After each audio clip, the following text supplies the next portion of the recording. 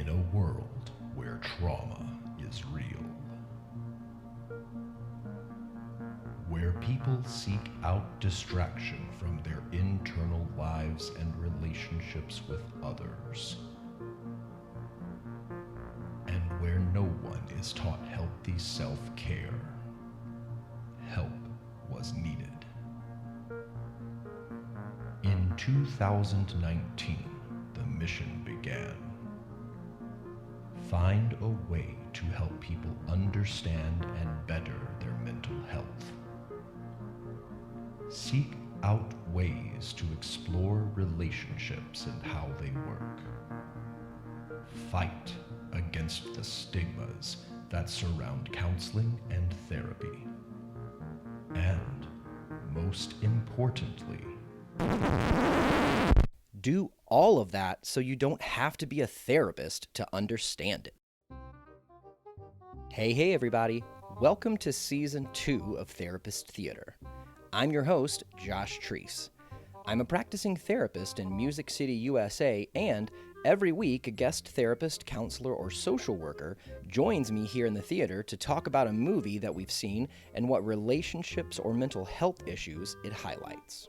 Today's guest in the theater is Prisca Dorcas Mojica Rodriguez. Prisca isn't only joining me in the theater today. She's also joining an elite group of non-therapists who are guests here on the show. She's an author and educator who spends the bulk of her time making accessible through storytelling and curating content the theories and heavy material that are oftentimes only taught in the racist and classist institutions known as academia. Thanks so much for downloading today's show. Make sure you subscribe so you don't miss any future episodes. And while you're doing that, help other people find the show by giving it a 5-star rating and writing a review for it in the podcast app.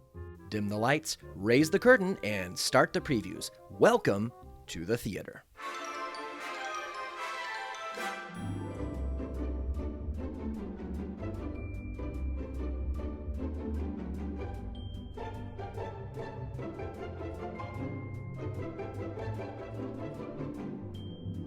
Prisca, welcome to the theater. I am so incredibly excited to have you as a guest today for so many reasons. One is just because I feel like I have heard so much about you. I wonder why. And two, because from the things I've heard about you, I am just so curious to get to know you more and so excited to hear everything that you say. So traditionally on the show, I like to start with why therapy, but you are the third guest that I've had on who's not a therapist. Mm-hmm. And so let's start with a little bit about, like, what do you do? Okay. It's hard to explain, and I tend to not tell people fully what I do because I don't always know exactly what I do, but I'm an author. Accidentally. I do a lot of content curating online through a page called Latina Rebels. But basically, I think of myself as an educator before anything else, really. Okay. And I just translating as much as I can of things that I've learned in grad school, or mostly just grad school. Yeah. Oh, yeah. So I did not know until very recently that you had gotten an MDiv. Yep. From Vandy, which was a degree that I was scared to go after.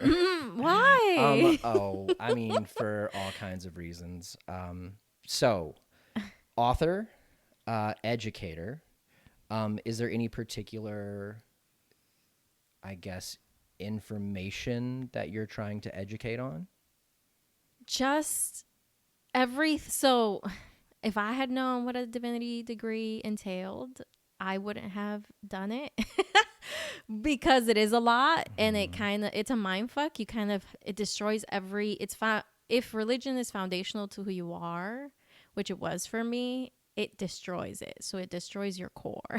Really? Yeah, especially the more quote unquote progressive programs. They're really like, hey, there's like no historical evidence of Jesus ever existing. Which would would Vandy have been considered? Yeah. Okay. Yeah, it's one of the few, along with Princeton, Harvard, Yale. Yeah, there's a handful that will just basically destroy everything you thought was Wow. like fact. Yeah. So if I had any inkling of that, I probably would have hesitated more to do what I did in that program. I ended up there because I Googled graduate schools that don't require a GRE. And Vanderbilt Divinity School was one of them. Nice. But I didn't know anything about it. But it was a beautiful mistake for me in a lot of ways, because there's different strands when you're there. You could be a biblicist, so you look at the Bible hardcore. You could be a theologian, which surprisingly is not. It's interpretation. Yeah. So, and it's a lot of philosophy. Or you could do ethics. And ethics starts to answer the question of the Odyssey. So why do bad things happen to good people?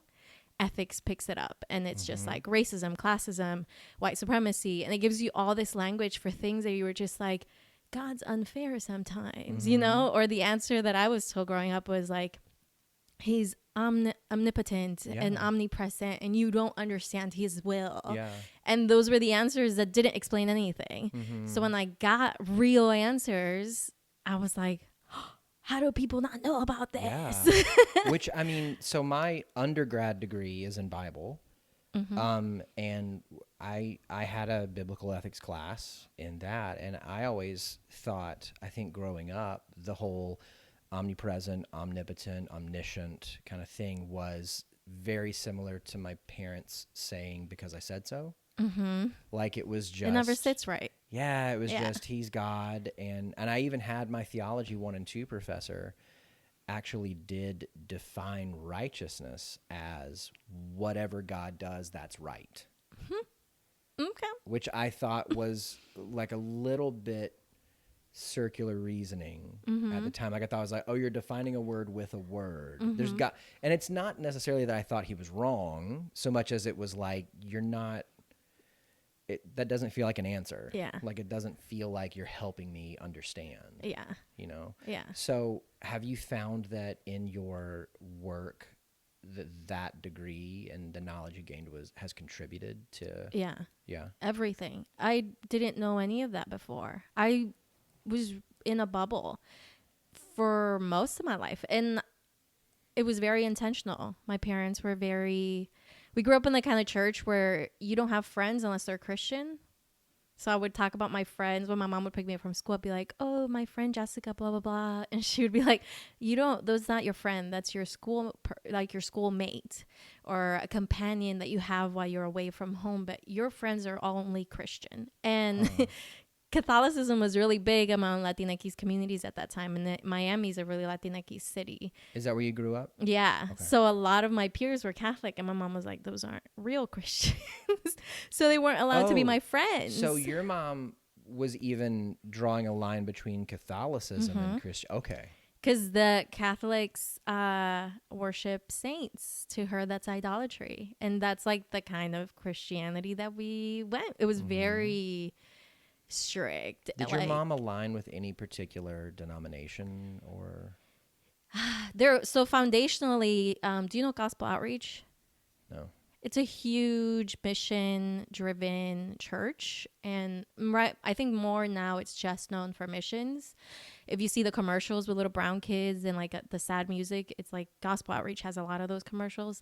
So they're Church of Christ foundationally, but then they diverted from that and became non-denominational when they started going to Latin America. So we grew up, quote unquote, non-denominational with a lot of Church of Christ. Okay. Yeah. Stuff embedded in everything. All right. So going back to like your authorship, I don't know how to make a verb out of it. I guess your education. No, you're educating. Is it centered around anything? Any particular, I guess, thing? Or is it just whatever you are feeling at the time? It's it's my experiences. So I don't like to tell people what to think or how to think. I just want to get people to think and to question whatever we have been told, specifically if you grew up in a context like mine, which is very poor, very religious. And so there's a lot of holes in what you're told, like the whole God doesn't, God knows best, or don't ask too many questions. Because I remember even asking, like, Mom, if if God knows what's going to happen in everyone's life, that means that he set up Judas to fail, and Judas was created to fail. And she's like, don't ask those questions. That's how I grew up. So for me, it's just getting people to think more and to push more, and it's just I just plant seeds. So I'll say, I posted on Latina Rebels like a crucifix dildo, because we revere these objects and these things. And what does it mean to, like, you get fucked by the church all the time. So how about I'm just going to put this up there. And what do you think about it? What reaction do you have about it? Does it make you uncomfortable? Why does it make you uncomfortable? What do you revere about this symbol? And can you agree that you've been fucked by the church? Yeah. So it's just what kind of nuggets. response did you get from that post? People either love it or hate me, but that's just me. They love or hate my post. So our followers aren't like huge. We have 135,000 followers on LR. But it's just been people who really are all about everything we post. I was going to say, at this point in the game, like, if it's been people that have been following to, try to flame you at a post like that, I feel like would be like, oh, you haven't really been listening. Yeah. But because it's called Latina Rebels, people will just follow it because they're like, I'm Latina, I must agree with everything that's on this page. So we get those people a lot. Or we do around graduation time, we do the hashtag Latinx grad caps.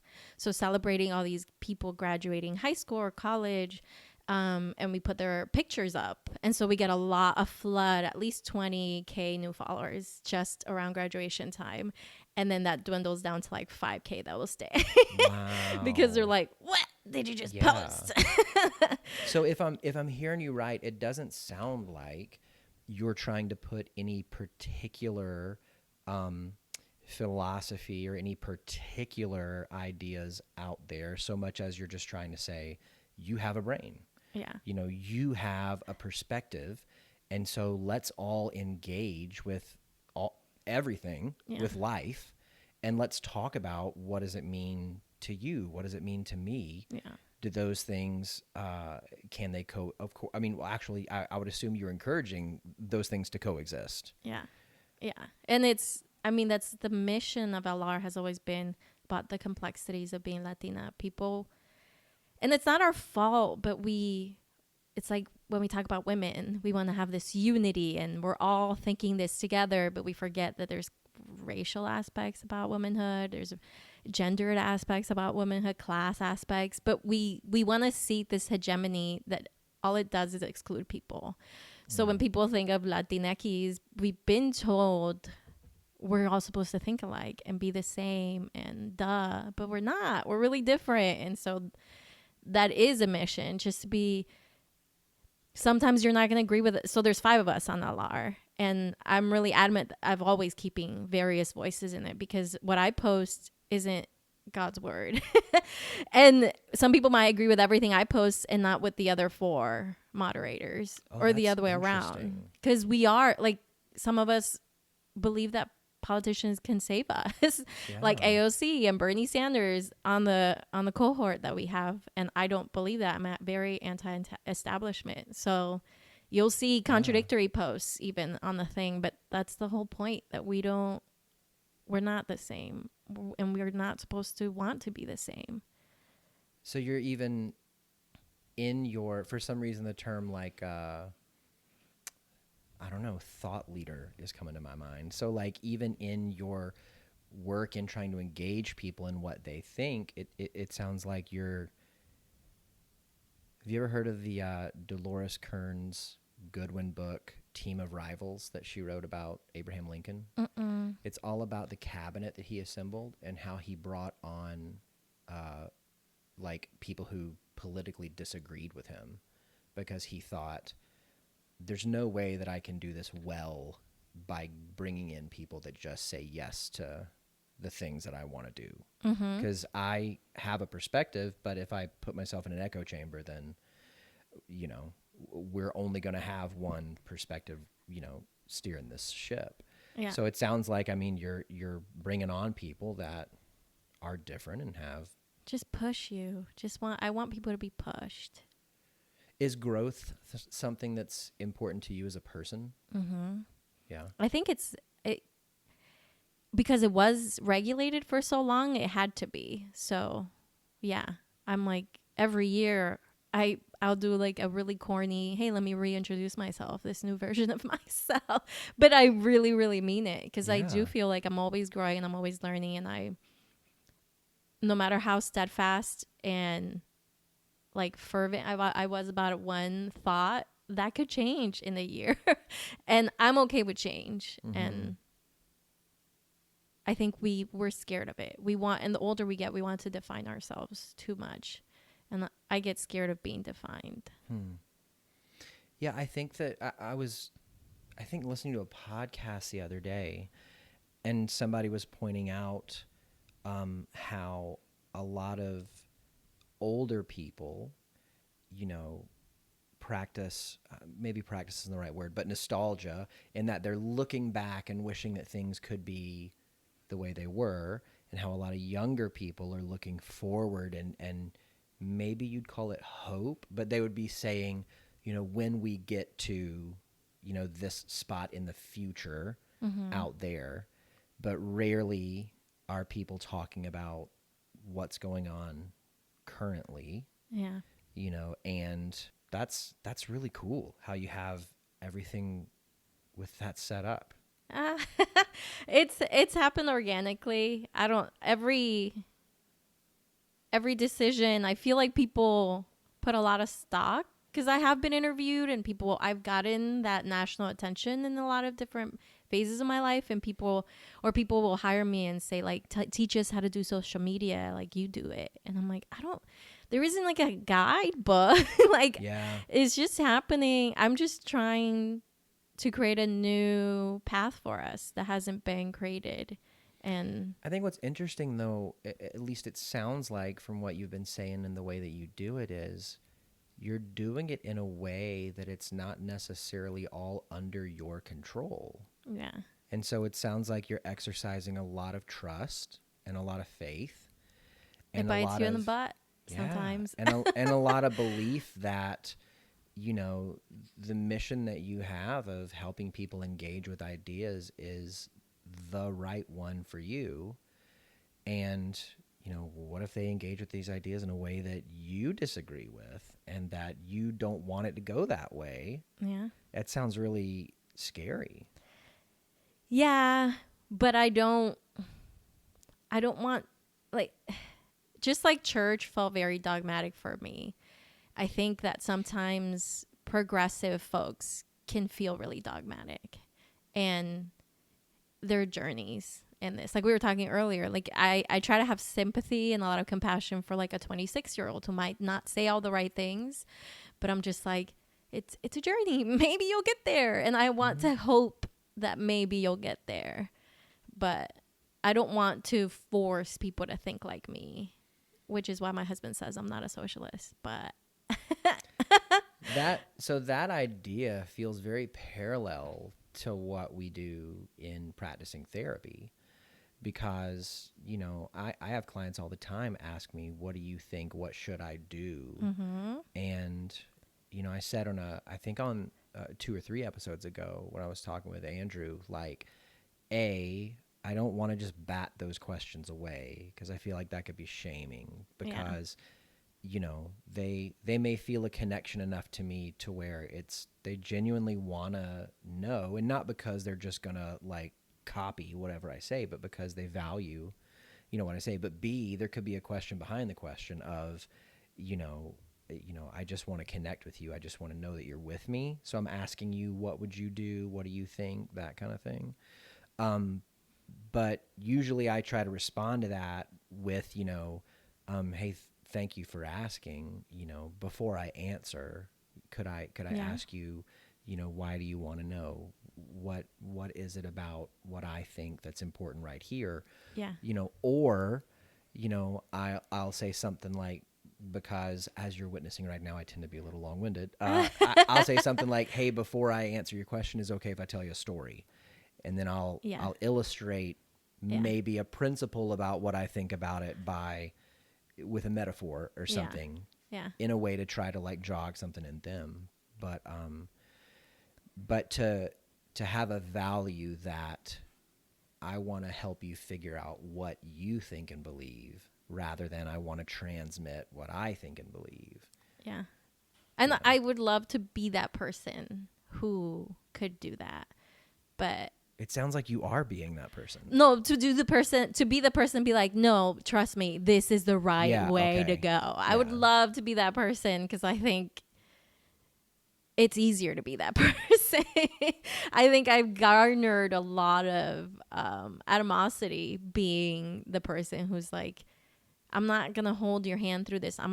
I tell stories in first person because I'm going to tell you my journey and how I got there. But I don't want you to follow my footsteps if that's not the place that you're at. If you're not ready, if it's not safe for you to be there. There's a lot of things that we don't consider when we're just like, dismantle everything. Yeah.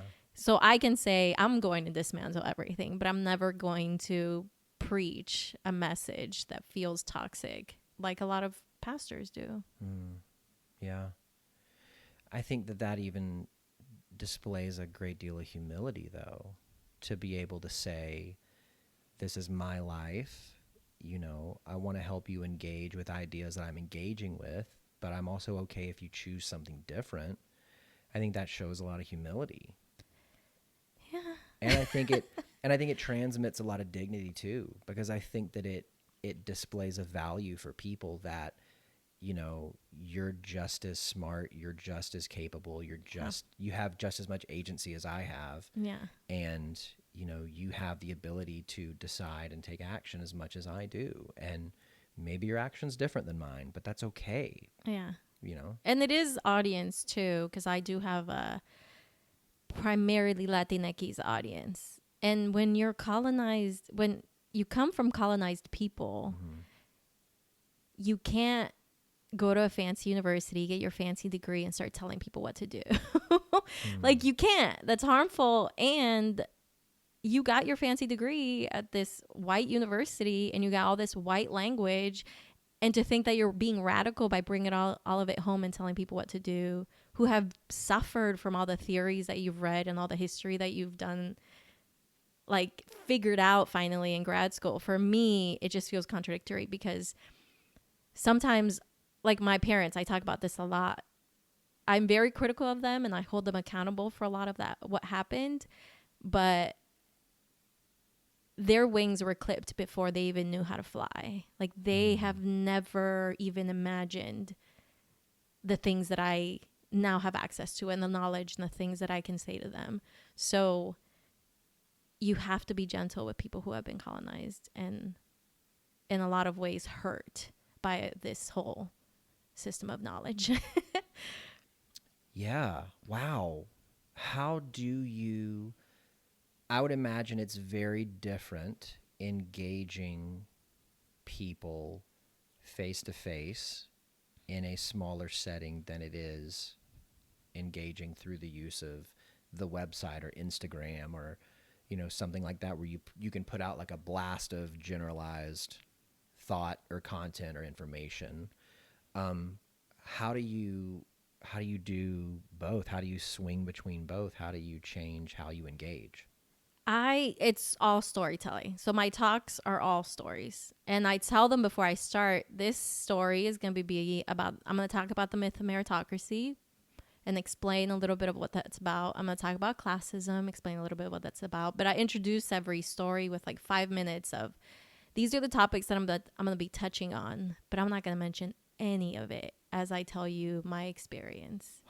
And it's been pretty positive. I mean, so are you trusting them to be able to interpret and understand the story? Yeah. Wow. Yeah. or even You are explore doing some like next level educating here. I hope so. I don't know. I want to help people. I have like a deep desire to help people because I was hurt with a lack of somebody telling me what was happening around me, or somebody believing in me, or somebody thinking I even had the ability to think for myself. Well, so that kind of leads back into what's normally our first question. Is something like that what inspired you? Is that your why? Like, what is your why behind what you do? It goes back to that movie August Rush, which is a really, really white and wealthy narrative. But I watched that movie when I had just gotten married to leave my parents' home to somebody I didn't know because I wanted to go to grad school, and they told me I couldn't leave my house till I was married. And how old were you? 23. Okay. And I watched that movie and saw a young woman trapped by all the things that you're told you're supposed to do, and all the things, and like not thinking for herself, not even pushing, just like you can't even imagine going against what you've been told. And I've done a talk where I've done storytelling, and I'll explain to people. And then I got married to leave my parents' house, and I had a professor who's Latina asked me, why didn't you just leave? And I was like, you must not know what it's like to not even imagine any other possibility because nobody has told you about any other possibility. Yeah. So the why is I just want people to imagine other possibilities. So at some point in your journey, did somebody, I don't know what the right word would be, teach you, talk to you? How did you begin to discover the world of possibility? Divinity school. Okay. I had a lot of different things happen to me where you know that feeling that you get when somebody says something racist, classist, whatever it could be, that you just sit there and you're like, this feels off, but I don't have the language for it. But something feels off. Yeah. I would have those feelings a lot. And then, but it took somebody giving me the language very aggressively. Sure. Because I think because of my background in my abusive household, I didn't respond to gentle yet. I didn't understand gentle at all. So it took people, I remember being in the class and I said like my thoughts about a reading, and a gay white guy was sitting next to me. He's like, "Oh, you're so spicy." And a black queer woman who was a few seats down said, "Don't dehumanize her like that. That is not okay. People aren't spices." And I was shocked that somebody would defend me and that wasn't okay. And I knew it wasn't okay because it felt not okay. But I didn't know why. And for her to say that was dehumanizing, and here's why, I was like, can you talk to me more? And that was one of the first people who gave me a book about indecent theology. Wow. And just to start reading different things where God can exist in the ugly and in the incestuous. Wow. I don't know if this is a strange question or not, but did you become friends with the person who defended you? Yeah. One of my best friends. Wow. Yeah. Is there anything that you do intentionally to awaken people to that idea now?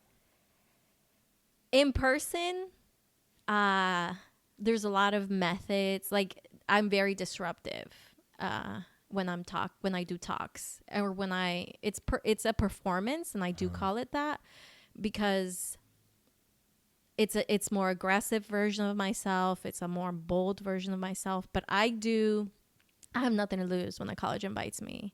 They've already signed a contract. My check is done and given to me in my green room before I go and speak.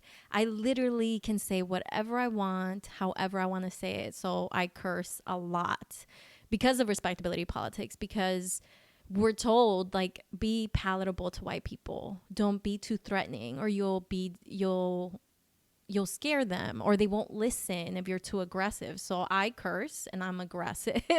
I switch between Spanish and English because I want to remind people that the talk is for Latinx people. And so I don't translate. And so the only people laughing in the room will be the Latinx Spanish speakers. And I do that on purpose because I know what it's like to be in a classroom and the professors say, oh, it's like as relatable or as understandable as peanut butter and jelly. And me never having eaten a peanut butter and jelly sandwich and being like, this isn't for me. Yeah. Because that's not real food if you're an immigrant kid from Nicaragua. My mom would never have that. I had never had that. So I was like, I do the exclude the white people from the room, make the white people uncomfortable, tell our stories that we're going to understand, which isn't a hegemony of stories, but there is like a... Okay, I don't know what that word means, so I gotta ask what it means. It's to clump people together, to assume that everybody like all women have the same experience. It's like, that's not true. Okay. So all Latinx have the same experience. That's not true. But I'm going to talk about particular context that a lot of the even if it's not your experience, you're going to know your mom might have that experience, your sister, your cousin, like somebody in your family is going to understand. You're gonna recall my story somewhere in your family. So yeah, I just center and uphold the Latinx person. And I tell them, I'm centering you in a way that you've never been centered and you've never been upheld and you've never been told is valid enough in a white university that's paying me a lot of money to be here. And I hope that empowers you to go into your classrooms and speak up and be aggressive and center yourself and say things like, it's just like gallo pinto, as normal as gallo pinto. And the white students might be like, I don't know what that is. But there might be another Latinx in the room who's like, yeah, I get it. I get your reference. Do you go after white universities to speak at, or is it just that's who invites you? Or that's who invites me. Huh. That's interesting.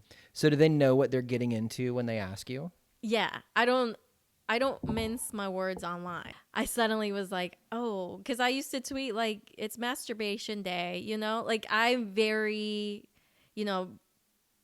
sex positive.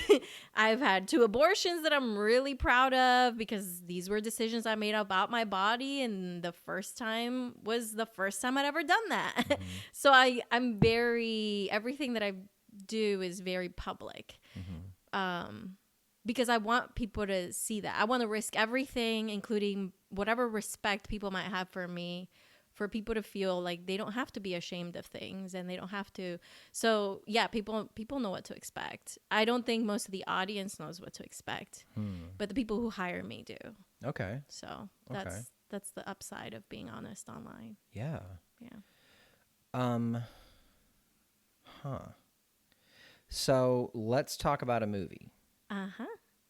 I don't know how to that's an awkward non sequitur. I don't know how to transition out of that. Yeah. We touched on it a little bit, but what movie did you bring for us to talk about? August Rush. August Rush. Why did you pick this movie? What about it connects with you? Lila and August, because I have a soft spot for kids who suffer at the hands of generational trauma. And Lila is also a product of that. She's still suffering through that. And we see her kind of self-actualize on the screen. And for me, I didn't have a word for that when I first saw it. But when I saw it, I was like, I was 23. And she was around that age when she was pregnant. Is that around the time that you said that you had gotten married? Mm-hmm. Okay. And so I was 23. By the time she realizes she even had a kid, she's like in her mid-30s. So I'm thinking, wow, she wasn't living until then. And she even says it, like, I feel like things are just coming back to me. Like, I feel like I'm living my life again. And I was very concerned because I was like, I know that I'm still being controlled by my context, and my parents' voice is always in my head because that's what happens when you grow up as an abused kid. You don't know how to shake it, and you you have like Stockholm syndrome about them too. Like you don't know how to disconnect the two, but I knew something was wrong. It's that like dissonance, that weird feeling inside that you're like, something's not okay watching it. Do you think that it takes longer for a person growing up in that environment or one similar to it? Do you think it takes longer to differentiate from your parents? Do you think it's possible to differentiate? To figure out where you start and they end? I don't know, because my ex-husband, who was my husband at the time, he didn't grow up in an abusive household, but also was Mennonite and was still a product of his parents' stuff. Yeah. So I think there has to be this shaking point. Mm-hmm. I think the impact changes depending on that context. Yeah, I mean, I think that all of us are products of our parents' stuff. Yeah. And, you know, even like one of the interventions that I use with clients is something called a genogram, where we go back 3 generations. We talk about, you know, and it's if you picture a family tree, but we're not tracking like marriage and birth and death dates. We're tracking who was an alcoholic, who got, you know, divorced, who had affairs, where are the family secrets, you know, so you're looking for like relational patterns that are intrapersonal, interpersonal, because if you can look at a genogram and go, you know, oh my gosh, my grandmother had an emotional cutoff from her family. My mother had an emotional cutoff from the family she came from, and now I'm experiencing emotional cutoff. You know, it's not that I tell clients all the time, knowledge doesn't fix it, but it's a step. Yeah. Like if you can make something, you know, take something from being covert to overt, it at least gives you a better chance at deciding which way you want to go.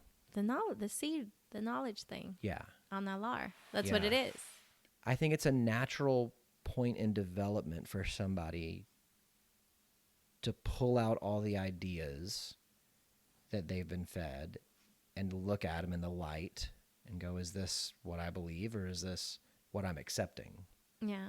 You know, and I think that, you know, I said that to a client the other day and they go, oh, like in college. And I was like, yeah, could be in college. Yeah. I said, for some people it's later, you know, and I said, I had maybe like 2 or 3 of them. Like, you know, I don't know if I had one in college. I think that, you know, I went to my undergrad because it was just the thing I was supposed to do. And then when I was in my undergrad, I was in this giant echo chamber of just, and I don't think it was on purpose, because I don't think I could have articulated, this is what I think and believe. So I think maybe I just fell into a college that had the same beliefs as the church that I grew up in.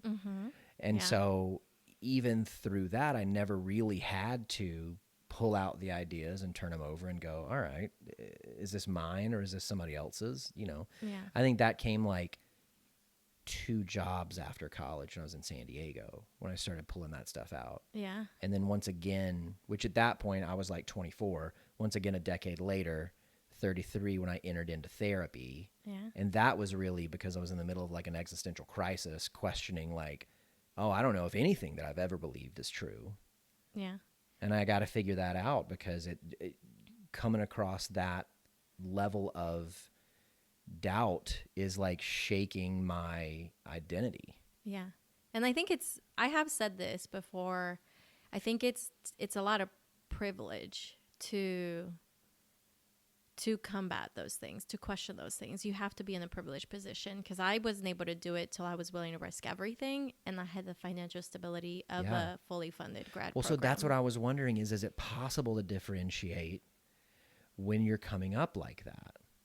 Because I mean, I think what you're saying is absolutely right, because some ideas, if you pick at them and they are at the foundation of your family or your culture, then you might get the boot. I mean, you might become destitute and thrown out of your, you know, family. And I mean, I think, growing up in the Southern Baptist Church, we would be told stories all the time of the person who grew up, practicing Islam, and they accepted Christ and their family disowned them, but they're so brave and, because they, but we're being told they found the truth or whatever.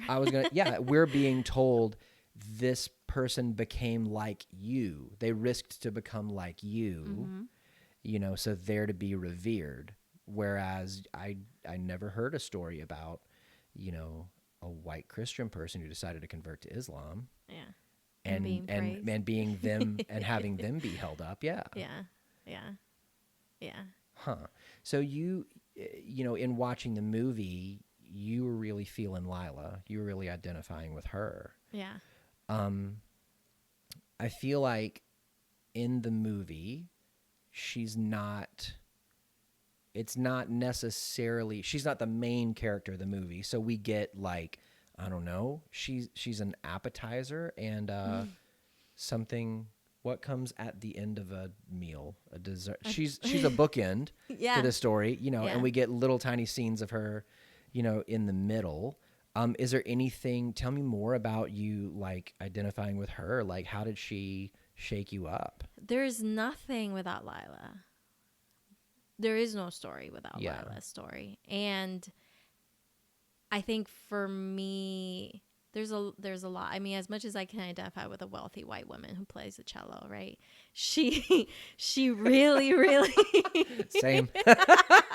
She really, really goes through a journey, and I cry multiple times when I see her, when she's fighting, when she screams at this Black woman for more information about her kid. But it's like she's finding her voice slowly, and we're watching it slowly, and she starts to play again. All of that, I was just, it just takes me places. The risks in self-actualizing, you see her play it out. And yeah, she's financially stable, but you see it play out. And for me, did she become financially stable? I'm forgetting right now, but I know her dad was in the hospital. He told her to go. The will is in this pot. Did she get financially stable because her dad died? I don't know. So that's a thing I've thought about too, but she clearly has money to move from Chicago to New York in a nice apartment, buy that, what's that called? The Arc? What's it called? In New France York? is the Arc de Triomphe, but I don't know what it is in New York. I don't know either. It's the big arch where the roundabout is. Well, that is a really nice neighborhood if you've been in New York. Where's it at? We're looking at Leanne, and Washington Square. Okay, so what part of the city is that? Columbia, by Columbia University or NYU? NYU. It's like it is, and like that is where NYU is. Yeah. It's like Greenwich Village, like fancy. Okay. Real fancy. And like back then too, it wasn't it got better, or what they do, what they talk back about then, gentrification. 2005? 7. Okay, yeah. Yeah, it was still a nice neighborhood. So I'm just like, okay, you got money, got it. I don't know where you got it, but you got it. Yeah. So all that to say, for me, when I left my ex-husband, it was a journey. And my parents disowned me but saying, I'm going to do this for me. And then I had gotten pregnant and I had an abortion like 2 weeks after leaving my ex-husband. So just how much some of us have to fight just to exist in our terms. I'm sorry. It's a lot. That feels really important. Can you say that again, please? How much some of us have to fight to exist on our terms. To exist on our terms. Is a journey, and you see it in her in a way that I haven't seen it in a lot of films. Yeah.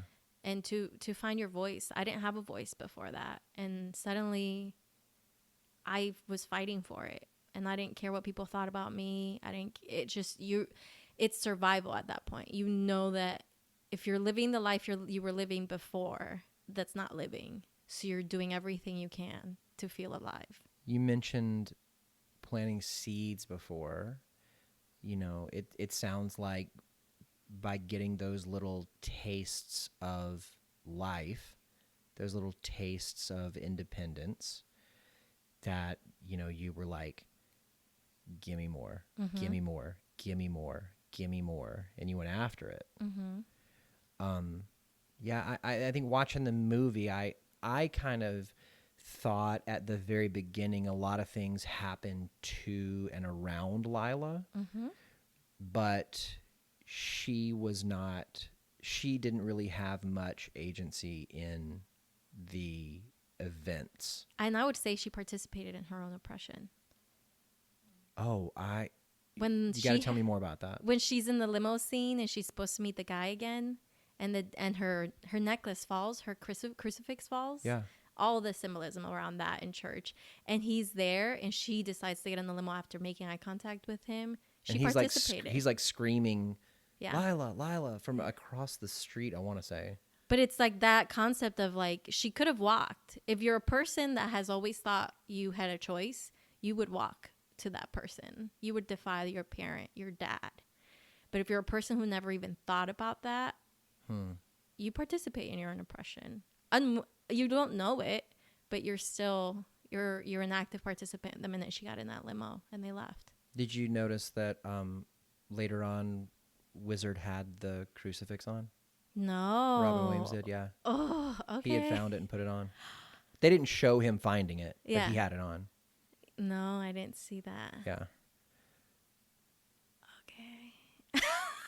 Which, because of who he becomes to Yeah. August, Yeah. and I would even say with him, there's this like weird and interesting mix of a person who is providing August with a voice while at the same time holding him back and holding him down. Yeah. So with it's their own stuff. Yeah, it's almost like with him, it's like, rise up, but only to a certain level. Yeah. And then just stay there. Yeah. Because I want to reap the benefits of your talent and your ability.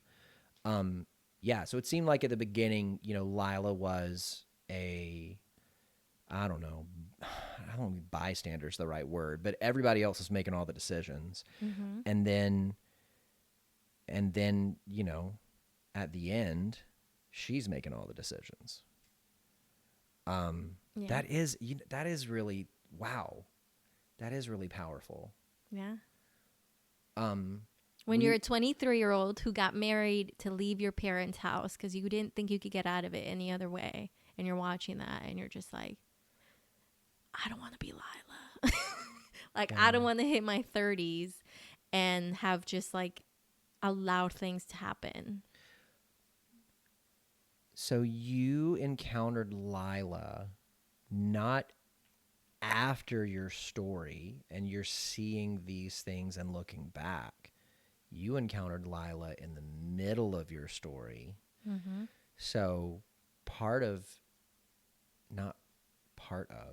her story, similar to what you'd said before, gave you language, gave you... It was a seed. Yeah.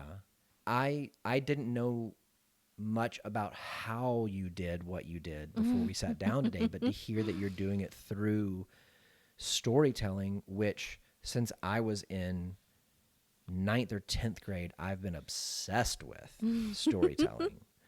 And it started by I wanted to be a movie director, so I started studying that kind of thing. But to hear that that's how you do it is like, it's like lighting up all these light bulbs inside of me. Like, oh my gosh, I'm jiving with that. Yeah. And to even hear that it's from stories that the spark was lit inside of you. Yeah. Is just such a powerful thing.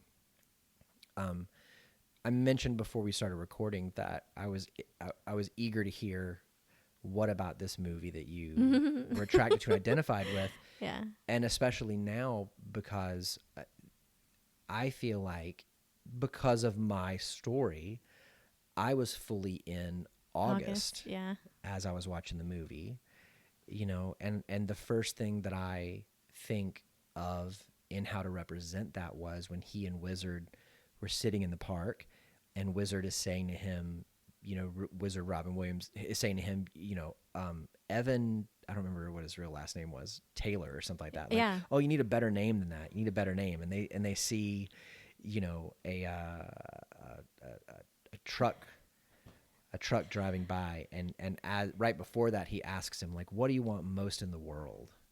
And he says, to be found. Yeah. And, when I was growing up, child of divorce, my brother has autism, and so special needs. And so, the strain that put on my parents when they were together is now the strain that my mom has assumed on her own after my dad left.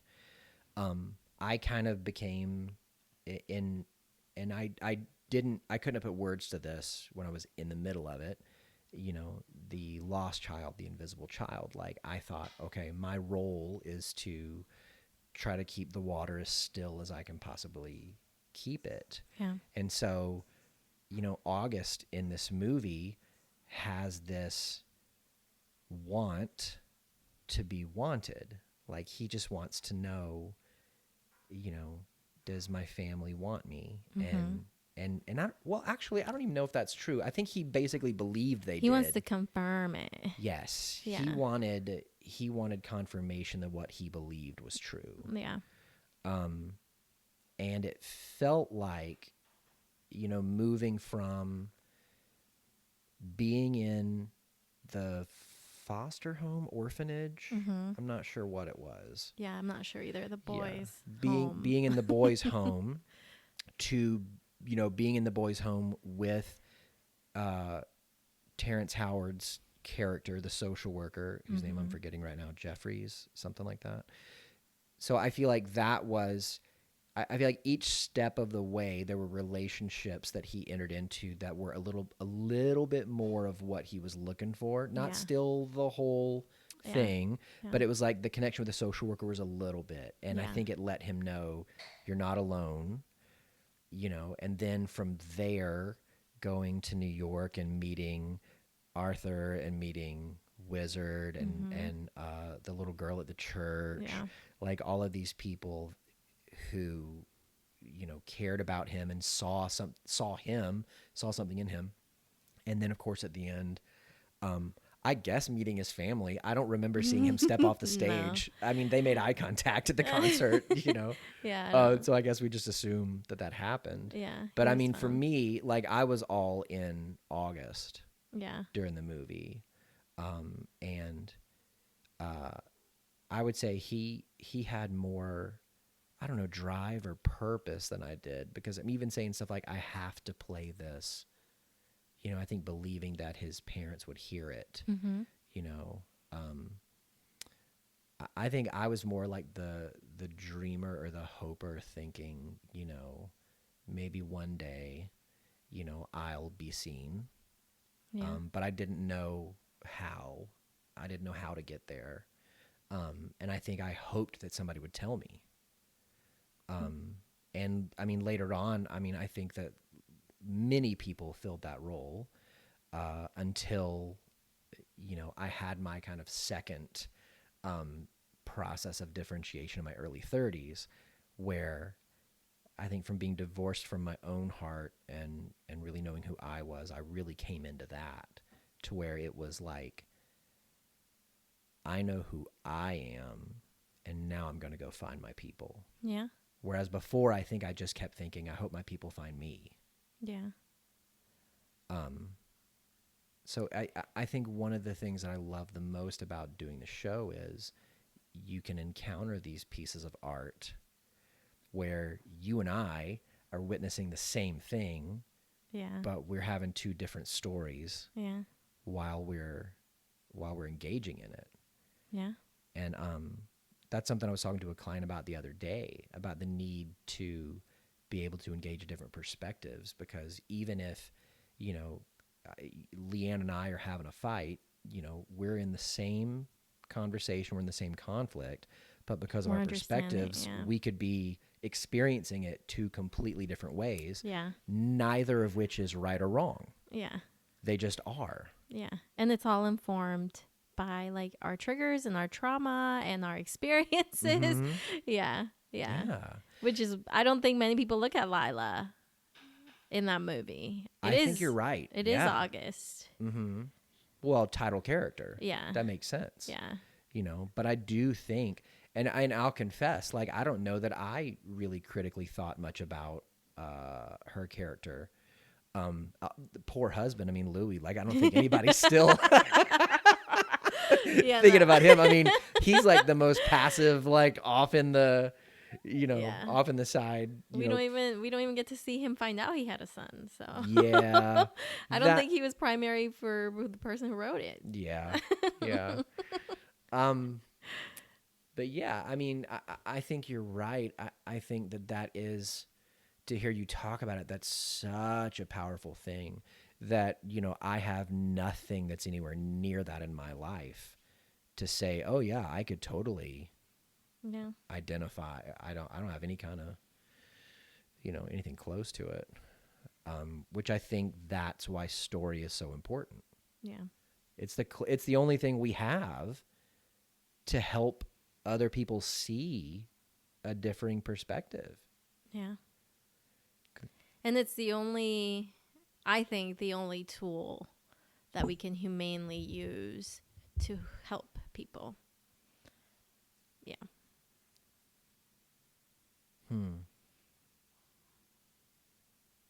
Is there a wrong way to use it?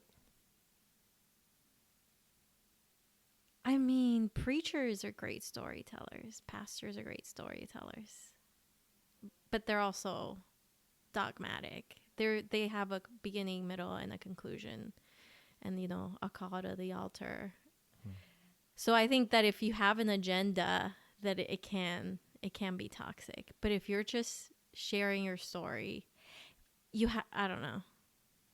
The storyteller has to risk everything. Yeah, that's an interesting, I think, idea that you're getting at there, because I would say for a preacher, they definitely have a reason why they're telling a story.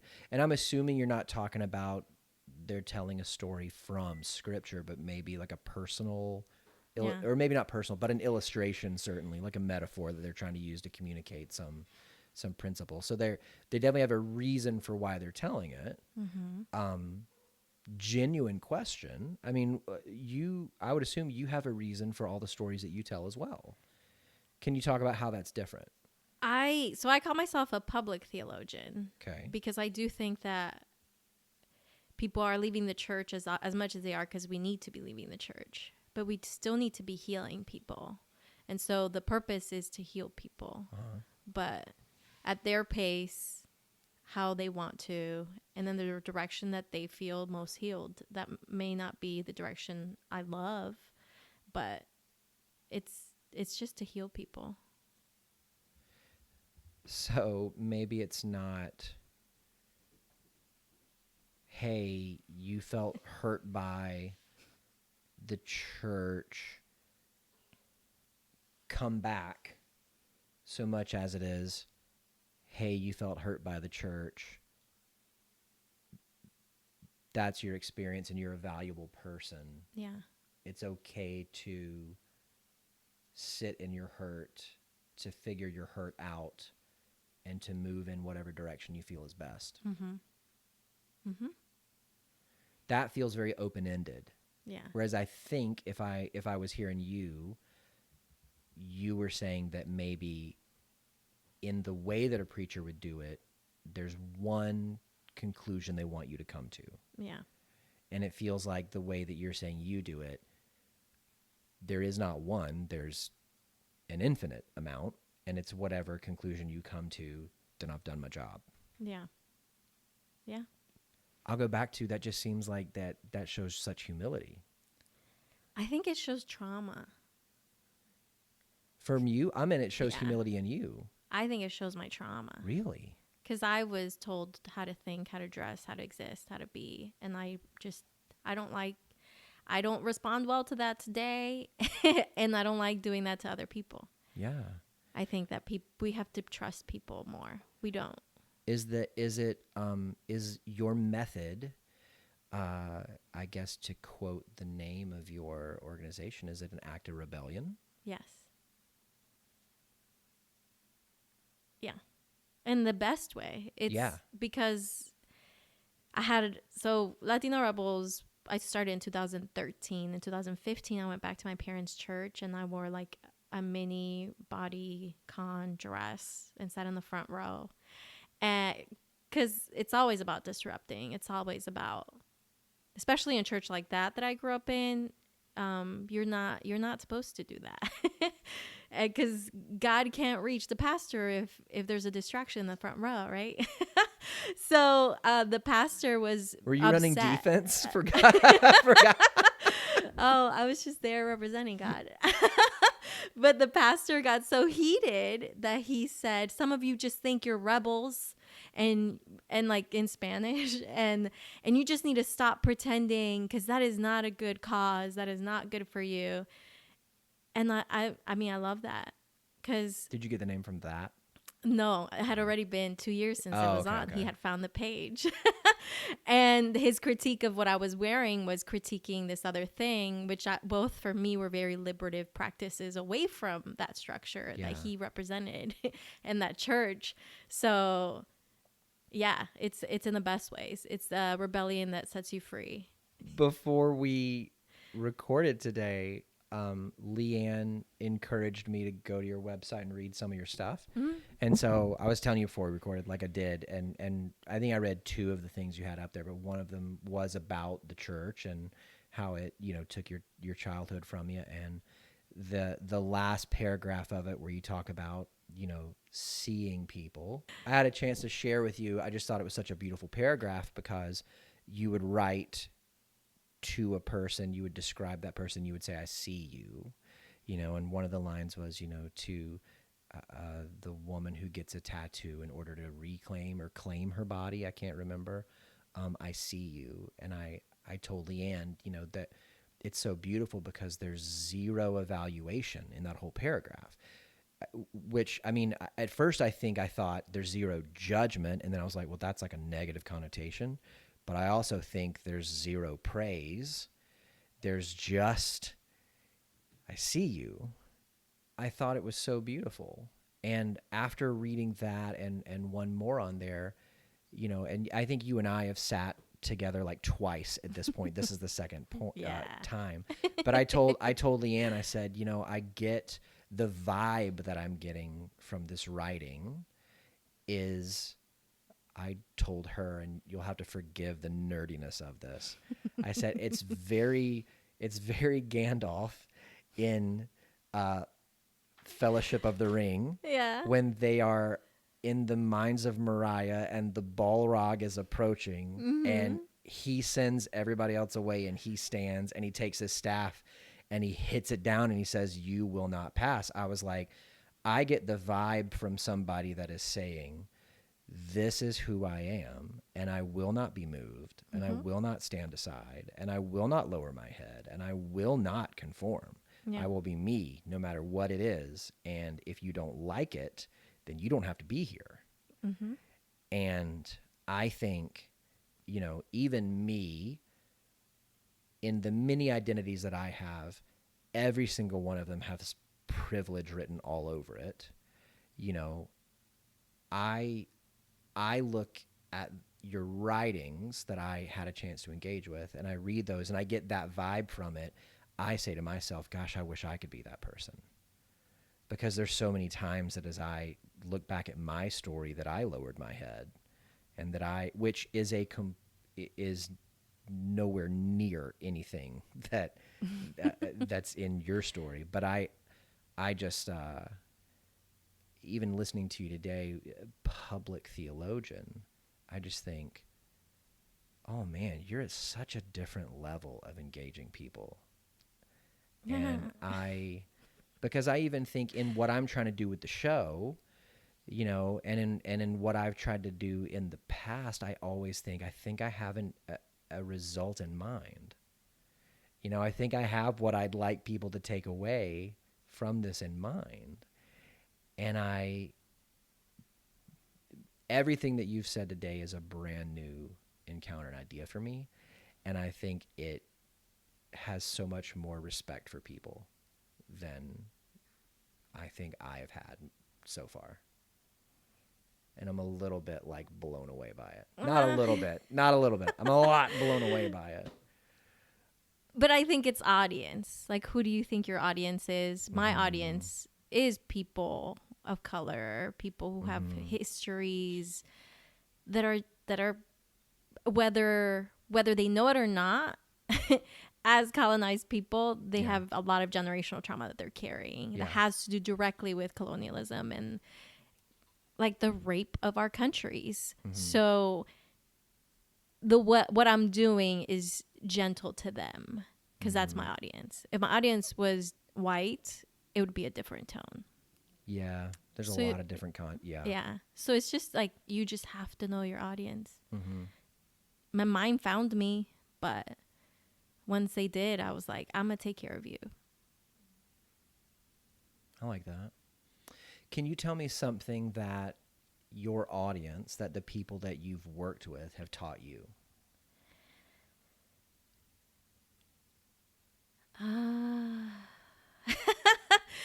It's a lot. But I think the one of the big things is that you never stop growing. Because when people identify with you as much as some of the people that look for me do, they will never let me get away with anything. So they've taught me a lot of humility, a lot of... Do you get called out? All the time. And so they've taught me that. They've given me a thicker skin too, because sometimes the things I get called out for are things that are like, I'm sorry, I can't stop using a smartphone made by children in Thailand. Like, I don't know what you want me to do. So there's some things that you just get sharper and you get clearer about your answers. And then some other things that I'm like, yeah, I could have done that a lot better. So they've taught me a lot around things I cannot control. Wow. Let's say that people listening today have felt a connection with you and they want to engage in your stuff. Like, how can they do that? Everywhere. I'm at Prisca Dorcas. So Prisca Dorcas. So on Twitter, Facebook, Instagram, you name it, you can find me there. Nice. I try in the social media world to not be my own what's like product brand. Yeah, I try to like just be as honest as I can. I post what I like and what I don't like, but so that's not as engaging, I think, for people who were in a capitalist society. We're taught to consume people, and I refuse to be consumed, but that's just my trauma. So you might not like everything that's on there, but it's not for you. I think it's for me still. Yeah. It's always been for me. What about your organization's Latina presence? Rebels everywhere. So Latina, Latina, and Rebels with an S. Cool. Yeah. Anything else you want to plug? No, I'm writing a book, but that won't be out till early 2021. So that's kind of it. Just that's cool. Find me on Instagram and you'll see my journey. Well, I mean, I think just getting a little bit of a taste of your story today, I think I would hope that anybody that, that speaks to would want to get more. Huh. Prisca, I am so incredibly honored and thankful that you came on today. Thank you for having me. Yeah, thanks so much. It was a great thing. Yay. Bye.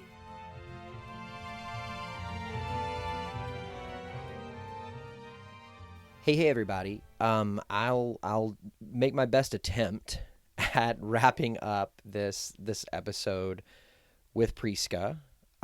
Prisca is a friend of Leanne's, and so I've had the opportunity to hear about a lot of conversations that they have had, which has been great to sit with Prisca and to hear a little bit about where she's coming from and what her work is, and how her story had some seeds planted in it from a movie, and so to get a chance to talk about that movie was just an incredible privilege, and I'm so grateful to have had the chance. I'm just in awe of who she is as a person, and I'm just in awe of the work that she does. And I hope that as I get the chance to continue to get to know her, I hope that